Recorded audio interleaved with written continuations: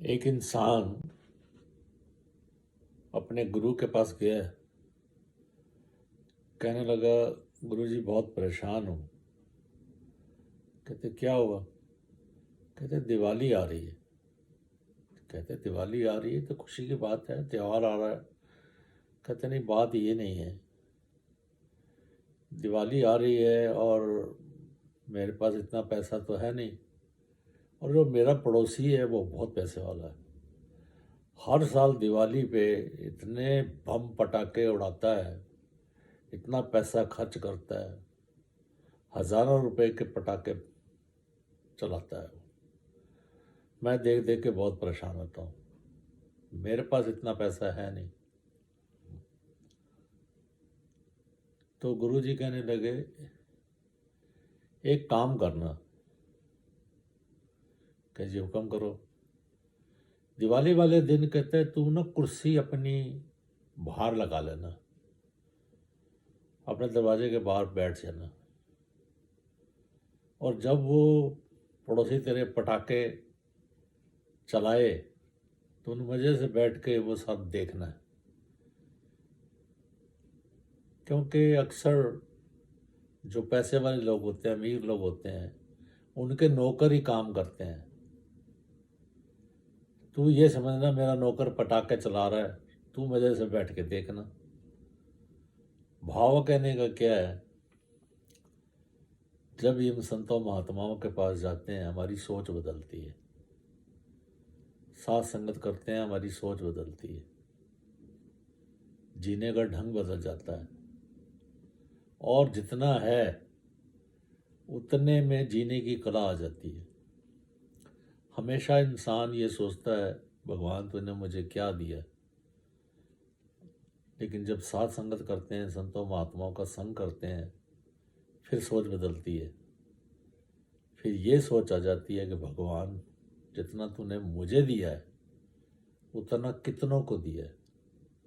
क्योंकि हमेशा इंसान जो है अपने से ऊपर वाले को देखता है, जब नीचे वाले को देखता है तब उसको पता लगता है असल में एक जो सहज अवस्था होती है वो हमें हासिल होती है। तो ये छोटी छोटी जो मिसालें होती हैं, संत महात्मा कई सच्ची कई झूठी जो मिसालें देते हैं, हमारे जीवन में परिवर्तन लाने के लिए ये मिसालें दी जाती हैं। तो कृपा करो, दास भी सिर्फ कहता ही ना रह जाए, इसके ऊपर अमल भी कर सकते कि हर एक के जीवन में उतार चढ़ाव आते हैं, दुख परेशानियाँ ऊंच नीच होती है, लेकिन अगर ऐसी सोच बदल जाती है, सोच संतों महात्माओं वाली रहती है, तो जीवन जो है वो एक सुख में आनंदमय बीत जाता है। ऐसे ही अक्सर जैसे दास पहले भी एक दो बार दे चुका है मिसाल।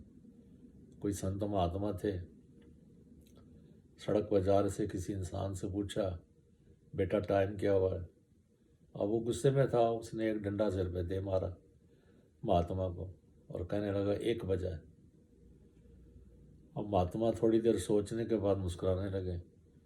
नज़दीक एक इंसान और खड़ा था, कहने लगा महात्मा जी आप अजीब हो, उसने आपको डंडा मारा, आप मुस्कुरा रहे हो। कहते भले आदमी, मैं तो परमात्मा का शुक्र कर रहा हूँ, इसमें भी मैं परमात्मा का शुक्र कर रहा हूँ कि मैंने इससे 1 घंटा पहले टाइम नहीं पूछा, नहीं तो 12 डंडे पड़ने थे। सोच बदलती है, क्योंकि जब हम साथ संगत में बैठते हैं तो हमें किस नाम से पुकारा जाता है। जो भी खड़ा होकर बोलता है वो यही कहता है साथ संगत जी, प्यार से कहना धन्यकार। यानी हम साथ संगत यानी हम साधु हो गए। लेकिन कृपा करो, इन कपड़ों का नाम, कपड़े हम जैसे भी पहन लें, बाहर से हम जितना मर्जी परिवर्तन कर लें, लेकिन वो बात बनती नहीं है। अगर इंसान, आज का इंसान यही सोचता है मैं बस बाहर से लोगों को अच्छा नज़र आना चाहिए, मैं बस लोगों को बाहर से अच्छा नज़र आऊँ, अंदर से मैं वैसे ही रहूँ, तो बात बनती नहीं है। कहा ना, अंदरों बाहरों इको जया पाक साहब कोई कोट नहीं। अगर इस प्रकार से जीवन हम जीते हैं, फिर कईयों का उद्धार भी हमारे द्वारा हो जाता है। ऐसे ऐसे संत महात्मा दास ने देखे हैं, सहज में एक आशीर्वाद दे देते हैं तो वो आशीर्वाद भी उनका लग जाता है, क्योंकि वो अंदर बाहर से एक होते हैं। तो कृपा करो साथ संगत, ये जो सहज अवस्था है ये बनी रहे, ताकि जीवन का जो आनंद है हम ले सकें। प्यार से कहना धन्यवाद।